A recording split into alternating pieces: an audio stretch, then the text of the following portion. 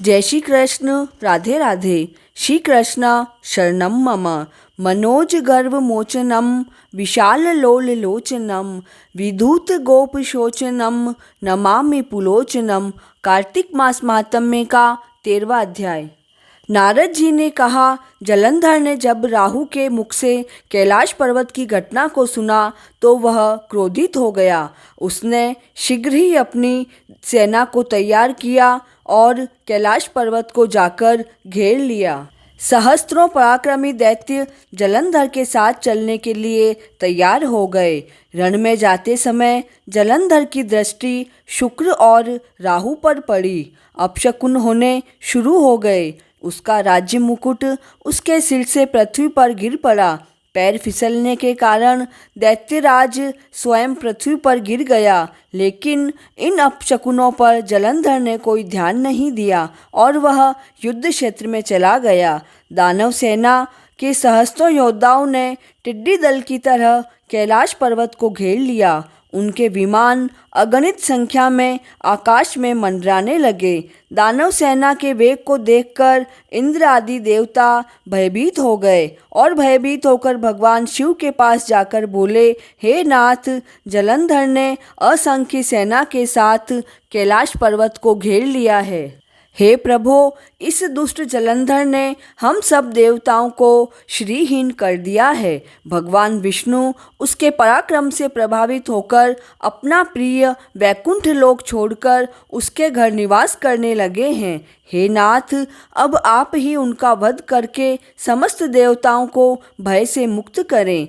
देवताओं के वचन सुनकर महादेव ने भगवान विष्णु को अपने पास बुलाकर कहा, हे विष्णु, तुमने देवताओं की रक्षा के लिए इस दुष्ट जलंधर को क्यों नहीं मारा? क्यों तुम उसके घर जाकर बस गए हो?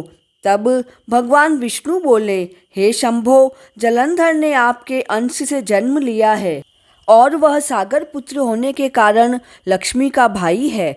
इस कारण मैंने उसका वध नहीं किया। आप ही उसका वध करें। तब भगवान शिव ने कहा, हे देव, यह दैत्य बड़ा तपस्वी है। इसने तप के द्वारा महान पराक्रम प्राप्त किया है। इस कारण इसे अपने इन शस्त्रों से मारना मेरे लिए कठिन है। आप समस्त देवता अपना तेज मुझे दो ताकि मैं उससे अस्त्र बनाकर उसका वध कर सकूं। नारद जी बोले, हे राजन, महादेव जी के इन वचनों को सुनकर समस्त देवताओं ने अपने तेज दिए। जब वे सब मिलकर एक हो गए तो महादेव जी ने उसमें अपना परम प्रतापी तेज मिलाकर एक महाभयंकर सुदर्शन चक्र बनाया। चक्र बनाने के बाद जो तेज बचा उससे इंद्र ने अपना वज्र बना लिया। उसी बीच जलंधर अपनी सेना को लेकर कैलाश पर चढ़ आया। कैलाश को चारों ओर से दानव सेना घेरती हुई आगे बढ़ने लगी। उस समय कैलाश को घिरा देखकर महादेव ने अपने श्रेष्ठ गण तथा नंदीश्वर, वीरभद्र, गणेश, स्वामी कार्तिकेय आदि को दानवों से युद्ध करने के लिए भेजा। महादेव जी के गणों और दानवों में युद्ध हुआ। दोनों ओर के योद्धा पराक्रम के साथ शत्रु से भिड़ गए। अस्त्र शस्त्रों की मार, रण के बाजे और मृतकों की लाशें सड़ने लगी। भैरी, मृदंग, शंख, हाथी, घोड़े, रथ आदि के शब्दों से पृथ्वी कंपायमान हो गई। रण क्षेत्र में हाथी, घोड़े, रथ कटकर गिरने लगे। घायल तथा मृतकों के ढेर लग गए। चित्कारों से व्योम गूंज उठा। मरे हुए दानवों को शुक्राचार्य अपनी संजीवनी विद्या से पुनः जीवित करने लगे। तब शिवजी के गणों ने जाकर महादेव जी से कहा। उन्होंने क्रोधित होकर अपने मुख से एक महाभयंकर कन्या को जन्म दिया। उसकी जांघें ताड़ के समान थी। उसका मुख महाभयंकर गुफा के समान था।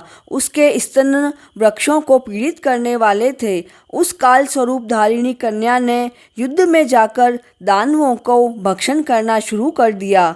उसने मौका पाते ही शुक्राचार्य को अपनी भग में रख लिया और वह उनको लेकर आकाश में जाकर विलीन हो गई। जब देवताओं ने देखा कि दानव गुरु शुक्राचार्य को कृत्या ने बंदी बना लिया है तो वे भय छोड़कर दानवों का संहार करने लगे। शिव गणों की विकट मार से दैत्य सेना विकल हो गई, उनका व्यूह टूट गया और वह खंड खंड होकर बिखरने लगी। शुंभ, निशुंभ, कालनेमी आदि ने दैत्य सेना को रोकने का प्रयास किया। वे पराक्रम के साथ शिव गणों से युद्ध करने लगे। उन्होंने बाणों की वर्षा करके शिव गणों की सेना को चारों ओर से ढकना आरंभ कर दिया। उनकी मार से शिवगण घायल हुए। जिस प्रकार लाल रंग से श्वेत वस्त्र का रंग गहरा लाल हो जाता है, उसी प्रकार रक्त से पृथ्वी लाल हो गई और घायलों के आर्तनाद से समस्त दिशाएं कांपने लगी। नंदी, गणेश और स्वामी कार्तिक ने आगे बढ़कर महान पराक्रम से युद्ध किया। असुर सेनापति इनका पराक्रम देखकर भयभीत हो गए। असुर सेना का भयानक संहार होने लगा। शत्रु को पराजित हुआ देखकर महादेव जी के गण उत्साह से भरकर दुगने जोश से युद्ध करने लगे। कार्तिक के ठाकुर भगवान राधा दामोदर भगवान की जय हो। 13वां अध्याय संपूर्ण।